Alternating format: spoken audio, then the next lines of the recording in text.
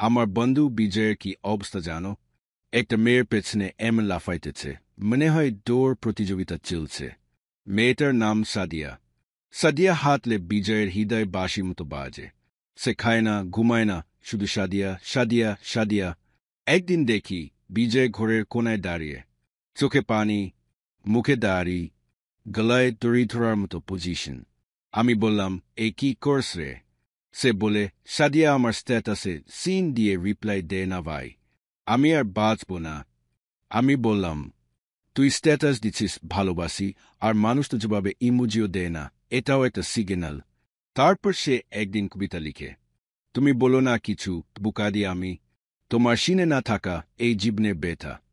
আমি শুনেই বলি, বস, তুমি প্রেমে না, পোস্ট প্রোডাকশনে ডুবে গেছ। এখন অবস্থা এমন। সাদিয়া স্নিজ করলেও বিজয় খোঁজ নে, ও খারাপ তো লাগছে না? ভালোবাসা করবি ঠিক আছে, কিন্তু ভাই, গলায় দড়ি না দিয়ে আগে মেসেজের সিন, রিপ্লাই রেট সব বুঝে নিস, না হলে প্রেম শেষ, আর আমরা তোকে নিয়ে মেম বানাই।